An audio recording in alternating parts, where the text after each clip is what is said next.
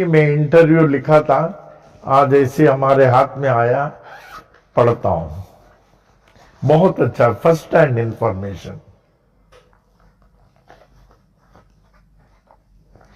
Interview से पहला बालाजी पिल्लाजी गुरु, जानते हैं ये कौन है? जिन्होंने हमें बाबा का कमरबंद का कपड़ा दिया। ये 70 साल के ऊपर थे और मैं उन दिनों में शिरडी बहुत बार जाता था, 4, 5, 6 बार तो जाते था, और हर आरती में शामिल होता था और सब जगह जाके बैठता था, सब जगह। तो जब मैं बालाजी और जो बाबा के साथ थे, बालाजी पिल्लाजी को वहां वाड़ा, श्यामा का वाड़ा और लक्ष्मीबाई का वाड़ा, गोपीनाथ पाटिल का वाड़ा, हर एक के वाड़ा में जाते थे। I used to spend lot of time, वहां जाके बैठता था, उनका सुनता था, उनको प्रसाद देता था। फिर बाद में मैं मंदिर में जाता था, तो यहां बालाजी पिल्लाजी गुरु वो जो हैं, वो हमको हमेशा बोलते थे, मैं तुमको कुछ दूंगा। हम चुपचाप थे, चले जाते थे। फिर दूसरा बार आओ, हम हमेशा उनके पास पहले जाते थे, मंदिर में बाद में। फिर कहते मैं कुछ देना चाहता हूं। ऐसे बार बार बोले, कम से कम हम तो जितने बार जाते हैं, हर बार जाए, हर बार बोलते थे कुछ देना चाहते हैं। फिर एक बार हमने बोला, आप कृपया ऐसा बोले नहीं कि आप कुछ देना चाहते हैं, मुझे कुछ नहीं चाहिए, मुझे कुछ नहीं चाहिए, बस आप आशीर्वाद दो, आप बाबा के साथ रहे, हमें इतना अच्छा लगता है, इतना अच्छा लगता है कि मुझे आपका दर्शन हो रहा है, मुझे कुछ देने की जरूरत नहीं, आपका दर्शन मिल रहा है, बस इसीलिए मैं आता हूं आपके दर्शन के लिए। बोले नहीं, यहां तो बहुत लोग आते हैं, हमारे पास एक चीज है और हमारा उम्र हो गया है, न मालूम हम कब तक रहेंगे, तो वो चीज जो है मैं तुमको ही दूंगा। बोला, फिर वही बात, बोले अभी मैं लाता हूं। तो लाए, बोले बाबा का कफनी का कपड़ा।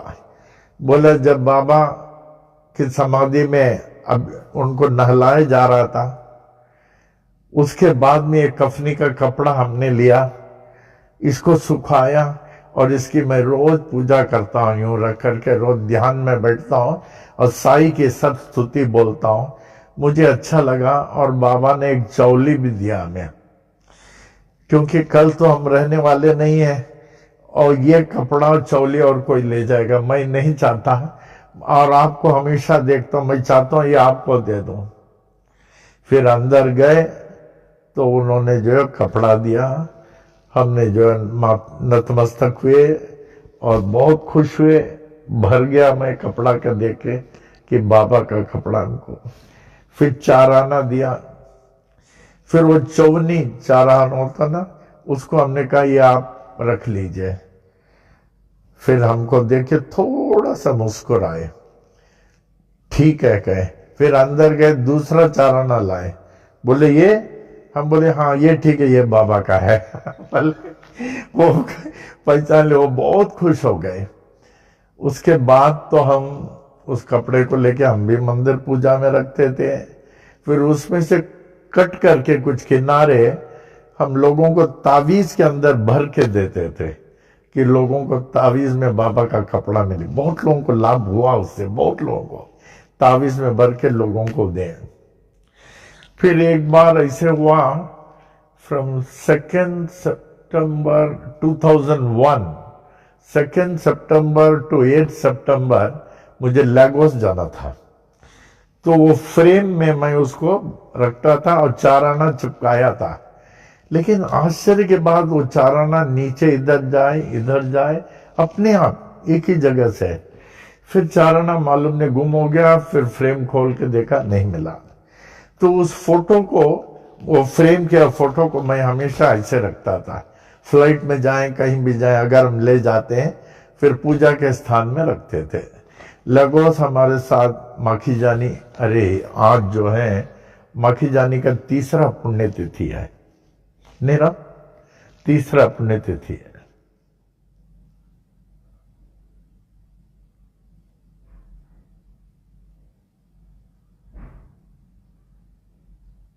मखीजानी जी हमारे संतान के सर्व महान थे, सर्व महान, और हमसे 2 साल छोटे, बहुत बड़े पोजीशन में थे। लेगोस में इनको लोग राजा मानते थे, राजा माने राजा से कम नहीं थे। और एयरपोर्ट के अंदर इनकी 4-5 गाड़ियां खड़ी रहती थी, बहुत बड़े स्टेटस के थे। फिर हमारे मंदिर का जो है वो, हमने उनको चेयरमैन होने के लिए रिक्वेस्ट किया लेगोस में। फिर मंदिर बने, मंदिर को बहुत बढ़ा दिया इन्होंने मंदिर को। उस समय मंदिर बनाया सुनील थदानी, वही थे, he was the person who took the great initiative. फिर उन्होंने बहुत बड़ी जगह लिया। तो माखीजानी जी वॉज वेरी हेल्पफुल। वो जो लेगोस मंदिर का बड़ी मूर्ति है वो माखीजानी जी का ही है, लेकिन हम लाए थे। उस मूर्ति में एक ऐसा चमत्कार हुआ, दैट मूर्ति was about 5 feet, over 4.5 feet, 5 feet। तो मूर्ति का जय देखिए बाबा कैसे मदद करते हैं भक्तों को। तो मैं जयपुर से वो मूर्ति लिया। मूर्ति लेने के बाद हमने अच्छी तरह देखा। मैं मूर्ति को जिस तरीके से मैं देखता हूं, मेरा ख्याल है वर्ल्ड में कोई नहीं देख सकता। हम एक एक चीज, एक एक मिलीमीटर ध्यान से देखता हूं, ठीक है क्या। तो 10-15 मूर्ति में मैं एक मूर्ति पास करता हूं। अभी गुरु पूर्णिमा में औरंगाबाद से एक आदमी 25 मूर्ति लाया, कितना 25, सब मूर्ति को फेल कर दिया। हम बोले हमको नहीं चाहिए, इसका आंख देखिए, इसका पांव देखिए कैसा है, और इसका पीठ देखिए। हम बोले हमको नहीं मांगता, 25 मूर्ति। तो वो मूर्ति हम जयपुर गए लेने के लिए, अपनी तरफ से सब तरफ से देखा हमने और पास कर दिया। मखीजानी जी की तरफ से मैं लेने के लिए फॉर लेगोस गया। फिर उस मूर्ति को हमने पास कर दिया और जो पैसा देना था उसको दे दिया, और उन्होंने जो है एक लकड़े के उसमें फ्रेम में रखे बंद कर दिया। तो रात को हमें कुछ इंस्पिरेशन, आदेश मिला उस मूर्ति को टेस्ट करा लें किसी मूर्तिकार से। तो फिर हमने मूर्तिकार को बोला, बॉम्बे में आकार स्टूडियो के एक है मार्बल स्पेशलिस्ट खास, हम बोले इस मूर्ति को हम मार्बल मूर्ति स्पेशलिस्ट से टेस्ट करना चाहते हैं। कहा आप क्या बात कर रहे हैं, आपका सौदा हो गया, हमने पैसा दे दिया, अभी आगे हम कुछ नहीं कर सकते, पैक हो गया। बहुत नाराज हो गया, बोला आप पैसा ले लीजिए और हम आपको मूर्ति नहीं देने वाले हैं। बहुत नाराज हो गया। हम बोले जैसी आपकी इच्छा। फिर उसने कहा चाहे बुला लो, देखो, लेकिन ऐसे हम एंटरटेन नहीं करते। तो हमने मूर्तिकार को बुलाया, फ्लाइट से जयपुर से आया। हमने कहा देखिए ये मूर्ति को टेस्ट करना, ये लेगोस जा रहा है। तो हम एक जगह बैठे और मूर्तिकार दूसरी तरफ बैठा, एकदम लाल आंख करके यूं बैठा हुआ था वो। तो ये जो है एक स्पेशल हैमर होता है, पानी डाल के हैमर से ठक ठक ठक ठक करते हैं। तो वो टेस्ट कर रहा था, एक तरफ हम, एक तरफ मूर्तिकार, एक तरफ ये। कोई टेस्ट कर रहा था, ठीक है, सिर का ठीक है, हाथ का ठीक है, okay okay okay okay okay okay, सब जगह ओके किया। फिर पीछे पानी डाल के यूं टेस्ट किया। तो टेस्टर जो है एकदम सीरियस हो गया, हमको देखा, यूं बोला। हम मूर्तिकार को बोले हमने कहा था ये मूर्ति मैं आपको देने वाला नहीं हूं। बोला आपको पैसा ले लीजिए, मैं नहीं देने वाला हूं। हम कहा ठीक है, क्योंकि उसने पास नहीं किया, वो जो मार्बल टेस्टर जो है उसने पास नहीं किया। तो उसके बाद में गए तो फिर उनका संदेश आया मूर्तिकार का, हमारे पास दूसरा मार्बल आया है, प्योर मार्बल, आपके लिए मैं बना सकता हूं। हम बोले ठीक है। फिर गए तो दूसरा मूर्ति बनाया, अनदर मूर्ति। तब तक ये मूर्ति जो है मालूम नहीं कहा हमसे क्या मतलब है। तो वो दूसरा मूर्ति बनाया, फिर इन्होंने टेस्ट किया, बोला ओके, सब तरफ से ओके। मूर्ति की बहुत टेस्टिंग होती है, ऐसा नहीं कि देख के ले लिया, बहुत टेस्टिंग होती है। बोला ले लिया इसको, मैं लेगोस लेके गया, मैंने खुद ही लेगोस में स्थापना किया। फिर बाद में हमको माउंट आबू में, आबू जा रहे थे, वहां के कुछ डॉक्टर लोगों ने हमें इनवाइट किया था, चलें, तो मैं गया था माउंट आबू। हमारे चेयरमैन खेमचंद जी भी जाते हैं, उनका ससुराल है शायद वहां खेमचंद जी का। हाँ, तो हम गए तो वो मंदिर दिखाए, बहुत भीड़ था क्यों में। हम मंदिर के अंदर गए, प्रणाम किए, हमको लगता है ये मूर्ति पहचान का है। हमने बोला ये मूर्ति हमको पहचान का है। डॉक्टर लोग बोले कैसे, आप तो फर्स्ट टाइम यहाँ आ रहे हैं, आपकी पहचान की कैसी हो गई, हमको थोड़ा टाइम तो दे। हमने बोला हम पहचान रहे हैं कैसे करके, तो अच्छी तरह आगे पीछे सब घुमाया। हमने वहां के डॉक्टर जो इंचार्ज थे उसको बुलाए, देखिए ये मूर्ति को हमने जयपुर में फेल किया है, इसके पीठ के पीछे क्रैक है, पानी डालिए, देखिए क्रैक है कि नहीं। वही मूर्ति था जो फेल किया था। कहा बाबा जी हम क्या करूं। हम बोले क्रैक माने खंडित मूर्ति जो है उसको दर्शन के लिए रख सकते हैं, पूजा के लिए नहीं होती है। कैसे हम पहचान ले वो। तो इस प्रकार मूर्ति लेना, if you are interested you must be very careful. नहीं तो आजकल कोई मूर्ति का परवाह ही नहीं करता। एक आदमी आया था, कहाँ, हैदराबाद का किधर, 5.25 फीट का मूर्ति लेके आया, बाबा आप पूजा कर दें, हम लेके जा रहे हैं हैदराबाद। अभी 1.5-2 साल पहले हमने कहा रख दीजिए, वो रखा हमारे हिसाब से, वो फिर हमने कहा ये मूर्ति पब्लिक में इतने बड़े मंदिर में आप रख रहे हैं, मूर्ति ठीक नहीं है। ये मूर्ति का आंख देखिए, नाक देख रहे हैं आप, और ये देख रहे हैं, मूर्ति का चिन्ह देख रहे हैं, ऐसे मूर्ति को क्यों ले जाते हैं। तो बोले अभी तो हमने ले लिया है। फिर हमने तुरंत फोन किया जयपुर में, हमें 5.25 फीट की मूर्ति चाहिए, आपका बनाया है क्या। वो पहचान के थे, अच्छा बाबा आपके लायक मूर्ति है। तो हमने इनको बोला ये खंडित मूर्ति जो है, खंडित नहीं है, माने गलत मूर्ति है, इसको आप छोड़ दीजिए और जयपुर जाके वो मूर्ति आप फ्री ले जाओ हमारी तरफ से। वो उनके ऑफिस बेरज 5-6 लोग थे, तो आपस में कुछ बात किए, कहने लगे बाबा जी आपके शरीर का कोई देखेगा क्या, जाने दीजिए हम लेके जाते हैं, आपके शरीर की कोई मूर्ति देखता है क्या, और वही मूर्ति लेके गया।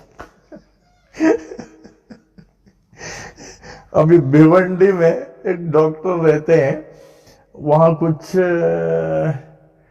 एग्जीबिशन होता, कंपटीशन मूर्ति का होता है। तो वो बोले हर साल हमको फर्स्ट मिलता है, बाबा का हर साल फर्स्ट मिलता है। हमने बोला बहुत खुशी की बात है। फिर वो मूर्ति लेके आए, मूर्ति का फोटो लेके आए हमारे पास, गुरुजी ये देखिए यही फोटो है, हर साल इसको फर्स्ट मिलता है। हमने कहा मैं बाबा ब्लेस यू, बस बाबा के आशीर्वाद आपके ऊपर है। उसमें क्या देखा, बाबा बाएं हाथ से आशीर्वाद उनको फर्क नहीं। और बाबा का जो लेफ्ट कान के ऊपर ये साफा होता है ना, और राइट कान के ऊपर। तो इतना गलत मूर्ति लोगों यहाँ मंदिरों में है, लोगों को परवाह नहीं, बाबा की मूर्ति कैसी भी होने दो, कैसी भी होने, परवाह ही नहीं है। जब तक बाबा का लाइकनेस हो, उसको विधि से पूजा नहीं करेंगे, वो जागृत अवस्था कैसी आएगी जागृत अवस्था। ऐसे हमारे मंदिर में कई लोग मूर्ति लाते हैं जो ठीक नहीं है, मैं बोलता हूँ आप छोड़ दो, मैं दूसरा मूर्ति देता हूँ। अभी एक 2.5 फीट का मूर्ति कोई आया था, हम बोले बाबा प्लीज इसको आप मत करो, मैं आपको दूसरा मूर्ति मैंने उनको दिया, ये रखो, मूर्ति ऐसा होना चाहिए। तो जब कभी मूर्ति ले, आप लोगों से ये रिक्वेस्ट है, आप लोग मत लो, आप जिसको मालूम है उसके थ्रू लो, क्योंकि मूर्ति तो एक ही बार लेंगे। जो गलत आंख मुंह रहेगा क्या फायदा, आपको लाभ क्या होगा, पूजा से क्या लाभ होगा। बाबा का लाइकनेस चाहिए। जब तक यू आर नॉट परफेक्ट और a person who can see the मूर्ति परफेक्ट, तब तक आप मूर्ति नहीं लेना। तो ऐसा हो गया था। तो बालाजी पिल्लाजी गुरु जो वहां रहते थे उन्होंने हमको कपड़ा भी दिया। ये फिर मैं कह रहा था 2 सितंबर टू 10 सितंबर 8 सितंबर हम लेगोस गए हुए थे। हम मूर्ति को ऐसे पकड़ते थे, मूर्ति बोले तो फोटो कपड़ा के लिए, कपड़े के लिए ऐसे पकड़ते थे श्रद्धा से हर जगह। लेकिन जब लेगोस जाना था, न मालूम हमारे बुद्धि, कहते हैं विनाश काले विपरीत बुद्धि, हमने फ्लाइट के लगेज बैग में डाल दिया। हम सोचे हमारे पास माला रहती है, हम माला जाप करते जाते हैं। नॉर्मली मैं अकेले रहता हूं। तो उसके बाद क्या हुआ, जब लेगोस उतरा हमारा बैग ही खो गया। मखी जानी ने बहुत ढूंढा, भीषम जी ने बहुत ढूंढा, बहुत लोगों ने ढूंढा, एंड इन डिफरेंट एयरपोर्ट्स मिला नहीं। फिर हमने सोचा कुछ बहुत गलत काम होने वाला है। मैंने कमिंग इवेंट्स का देयर शैडो बिलो बिफोर, कुछ बहुत नुकसान होने वाला है कहीं। तो इसके बाद हमने देखा 11 सितंबर को, Tuesday 11 September, the twin towers of USA New York का, उसको जो है टेररिस्ट ने स्मैश कर दिया। एक वो, दूसरा यही 2001, यही हुआ 2001 में, मंडे 17 नवंबर 2001, ग्रेटेस्ट लॉस। उसके बिना समझ लीजिए मैं नहीं हूं। मामी जी चली गई। मामी जी के बिना हमारा कोई स्टैंडिंग नहीं है। आज मामी जी होते तो I would have been 4 times more spiritually also more. मामी जी चली गई। इस तरह बहुत लॉस हुआ वो कपड़े के जाने के बाद। उसके बाद तो मैंने बाबा का कपड़ा तो गया, मालूम नहीं कहां गया, वो कमरबंद का कपड़ा। फिर जो थोड़ा बचा हुआ था उसको एक फ्रेम में था, वो रखा है, उसको रोज पूजा करता हूं, उसको रोज पूजा करता हूं। लेकिन उस कपड़े से जो इतना हमने तावीज बना के दिया, सब लोगों को लाभ हुआ। आज भी जो हमारे पुराने तावीज पहने उनमें कपड़ा हई है। तो ये बाबा का बता रहा हूं। तो वो कपड़ा जो है हमें वो बालाजी पिलाजी गुरुओं ने दिया था। तो एक्चुअल बाबा का जो बताया उन्होंने है, बाबा जो है सुबह उठने का समय 4 बजे, भिक्षाटन के लिए आप लोग ध्यान से सुनना, क्योंकि और किताब में नहीं मिलेगा, अगर मिलेगा तो गलत मिलेगा। दूसरा, भिक्षाटन के लिए 8 बजे जाते थे और लेंडी बाग 10 बजे जाते थे। अब बाबा सबके साथ नहीं जाते थे, लेंडी बाग अकेले जाते थे। और उन समय जंगल था, लेंडी बाग जंगल था और लेंडी दरिया बहती थी। और 2 घंटा ध्यान में बैठते थे बाबा, 2 घंटा, where he used to go alone and nobody was allowed to go along with him. Baba was never seen praying. देखिए, ये ध्यान से सुनिए, Baba was never seen praying, performing puja namaz. Baba को प्रार्थना करते हुए किसी ने नहीं देखा, पूजा करते हुए नहीं देखा, नमाज पढ़ते हुए नहीं देखा। आप कहेंगे क्यों? भगवान को जरूरत है क्या? यहां प्रत्यक्ष भगवान राम आ जाए, वो आरती पूजा करेंगे क्या? वो तो भगवान है। भगवान को करने की जरूरत क्या? हम लोगों को करने की जरूरत है। हम लोग भगवान नहीं है। देखिए, मुसलमान जो उनके चारों ओर थे, वो नमाज जो है, the Muslims around him used to do the namaz, but Baba never participated in it. Even when Abdul Baba को मैं देखा हूं, read Quran, he used to do so in his kutir and not in front of Baba or in the masjid. Baba never used to go from house to house. किसी के घर नहीं गए for भिक्षा or for any purpose. But each morning he stood in one place and people used to bring food for him. During the bhiksha, he used to call out, "I buy roti la re, I buy roti la re." At that time, people used to go to him and offer food. Baba's voice remained ever charged. उनका voice जो एकदम charge, जैसे दिव्य आवाज हो with power. Baba used to return after भिक्षा after about half an hour or so. आधे घंटे में आ जाते थे. Baba used to give all the food of भिक्षा to about 15 to 20 people like Malsapati, काका साहब दीक्षित, गोपाल राव बूटी. बूटी तक को भिक्षाटन का खाना. आज कहीं बाहर से कोई एक आदमी भीख मांग के आपको देगा, आप खाएंगे? आप कहेंगे निकल जाओ. नहीं तो बोलना हम किसी भिखारी को भेजते हैं आपके पास, जाओ खिलाओ इनको. बूटी करोड़ों पति जो है खड़े होकर भिक्षा का खाना खाते थे. Soon after he used to return from भिक्षा, he would distribute all the food to who used to be present. 15-20 लोगों को बांट देते थे. नहाने के लिए बाबा हमेशा जो है गर्म पानी से नहाते थे. ये सब ख्याल करना, ये सब आपको साई सचत्र में नहीं हो सकता. गर्म पानी से नहाते थे और अपना कपड़ा जो है धूनी के सामने सुखाते थे. धूनी के सामने. बाबा नेवर वोर कलर्ड क्लॉथ्स. रंगीन कपड़ा कभी नहीं पहनते थे. तभी हम लोग के मंदिर में बहुत सारे रंगीन कपड़ा आता था विदेश से. वो हम बोले ये सब हमको नहीं चाहिए, हमको बाबा का पहना हुआ मटमैला सफेद चाहिए. बोला गुरुजी न्यू है, ये बहुत कॉस्टली है. न्यू और कॉस्टली बाबा को नहीं जमता. हम बोले न्यू और कॉस्टली नहीं जमता. पहले इतना रंगीन कपड़ा आता था, पूछे नहीं रहा. इतना रंगीन कपड़ा मुझे मना करने को मुश्किल होता था. फिर हम एकदम मना कर दिए. बाबा जो पहनते थे मटमैला सफेद, वही it will be entertain, otherwise not. जो कपड़ा वो नहीं पहनते थे उनको क्यों पहनाओ? Only white. Baba's clothes were dull white color and slightly torn. थोड़ा फटा रहता था. खंडोबा मंदिर did not belong to Mhalsapati. Khandoba मंदिर मालसापति का नहीं था. It belonged to the goldsmith of the village and Malsapati was only a pujari over there. Upasani Maharaj's name was Kashinath Govind. Upasani महाराजा पढ़ते ना, उनका वास्तविक नाम Kashinath Govind. He was the Vaidya of Jalgaon. Jalgaon के बहुत प्रसिद्ध वैद्य थे. एंड बाबा दर्शन के लिए वो 1911 आए. बस उनको लगा कि भगवान का दर्शन.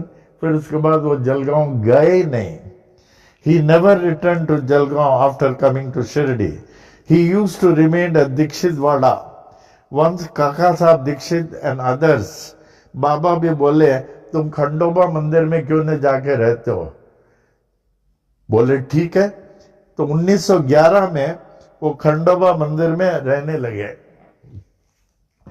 फिर 1917 होगा लगभग, उनको आदेश आया, बाबा ही उनके भगवान थे, कि तुम साखोरी जाके रहो. साखोरी में बहुत गया. साखोरी में श्मशान भूमि में रहने लगे. कहा श्मशान भूमि में झोपड़ा बनाया और वहां ध्यान करते थे. वहां आज जहां वो झोपड़ा बनाया, उपासनी महाराज का बड़ा स्मारक बन गया. लोग जाते हैं दर्शन के लिए. हम लोग भी अक्सर जाता था वहां में. फ्रॉम शिरडी टू साकोरी मैं साइकिल से जाता था. To go to Khandoba Mandir and stay there. Since then he used to stay in Khandoba Mandir. फिर उसके बाद बाबा वहां से वो चले गए. 1917 he went to Sakori, where initially he used to stay in Shmashan Ghat, where he made a hut which later became a huge temple. Gopal Rao Bhuti had taken Guru Mantra from Gajanand Maharaj. ये ध्यान से सुनिए, note करिए, साई सचरित्र में नहीं मिलेगा. गोपाल राव बूटी ने, ये गजानन महाराज के भक्त थे और उनको जो है गजानन महाराज ने मंत्र दिया. Once Gajanan Maharaj told him, Gopal तुम्हारा घर शिरडी में है, तुम जाके वहीं रहो. फॉलोइंग द इंस्ट्रक्शन वो शिरडी आए और बाबा के परम भक्त हो गए. गोपाल राव बूटी अब तो समाधि तक वहीं रह गए नहीं. बाबा समाधि, एट द टाइम ऑफ बाबा समाधि, Everyone was asked to go for meals. बाबा ने देखा कि बाबा को चाहने वाले बहुत सारे हैं। अब बाबा को समझ में आ गया कि अभी वो समाधि लेने वाले हैं, अगर वो समाधि में जाएंगे इन लोग को कितना दुख होगा, ये लोग बर्दाश्त नहीं कर पाएंगे। तो देखिए त्याग। हम लोग कोई बीमार है, आप बाजा बजा के सबको बुला लेते, पूरे नगर को, आप भी आओ, मैं बीमार हूं, मैं बीमार हूं, सबको बुला लेते हैं। लेकिन जब एक संत बीमार होता है किसी को पता नहीं चलता, वो बताता नहीं है, वो अपने विचार से, वाणी से, कंठ से किसी को मालूम होने को नहीं देगा उसका क्या तबीयत है। तो बाबा बोले गोपाल राव बुटी बहुत चाहता था, सब समझ गए, समाधि निकट आ गया लग रहा, बुटिया वाड़े में जाओ खाने के लिए। रोते रोते रोते गया है। काका साहब दीक्षित, जो बाबा के बिना जो नहीं रह सकते थे, एक एक को भेज दिया। कितनी बड़ी बात है, दुख के समय, जिससे कि उनको हमारे जाने का भी दुख नहीं लगे, सबको भेज दिया। और बाबा के पास बाया जी कोते, फिर उसके बाद नाना साहब निमोनकर, फिर वो कोढ़ी, फिर उसके बाद लक्ष्मीबाई शिंदे, फिर उसके बाद श्यामा, ऐसे कुछ लोग थे जो दूसरी तरफ देख रहे थे कि बाबा उनको देख के बोल नहीं सके, क्योंकि अगर उनको देख के बोलेंगे उनको जाना ही पड़ेगा, तो दूसरी तरफ देख रहे थे। 2:30 बजे वो बाया जी कोते के उधर देखे, टाइम 2:30 बजे था, तो इतने में देखा वो बाया जी कोते के लैब में यूं कोलैप्स हो गए, न नीचे लुढ़के न कुछ, उनके इसमें लुढ़क गए। तब कोड़ी भागोजी शिंदे ने देखा, भागोजी तो जोर से चिल्लाया, काका काका, मने Nana Saheb Nimonkar, honorary magistrate of Nimon village. तो आए दौड़ के, क्या हुआ, देखो देखो। तो देखा बाबा यूं पड़े हुए, तुरंत पानी लाया और बाबा के मुंह से नाना साहब निमोनकर उन्होंने डाला यूं थोड़ा, वो पानी बाहर आया, ऐसे जोर से चिल्लाया बाबा करके, इतने जोर से चिल्लाया। बाबा ने एक बार आंख खोला उनके आवाज से और दर्शन दिया, लास्ट दर्शन यूं देखा, फिर आंख बंद कर लिया हमेशा के लिए, हमेशा के लिए बंद कर दिया। उसके बाद क्या हालत थी फिर बताऊंगा मैं। हजारों लोग, जैसे कि भगवान उनके मध्य में रह के चले गए तो क्या हालत होता, उसको मैं फिर बताऊंगा। हाँ, तो ये भी मैं फिर बताऊंगा, नहीं टाइम हो जाएगा। मैंने ये वास्तविक विवरण ये सब नोट करके रखी है। Since you are devoted to Baba and आप बाबा की भक्ति करते हैं, बाबा के बारे में अधिक मालूम होकर बाबा की कृपा प्राप्त करना चाहते हैं, तो ये सब मालूम होना चाहिए। तो यहां से रोक लेते हैं, पेज 130, 130 याद रखना। अरे वो रह गया क्या, नहीं हो गया ना।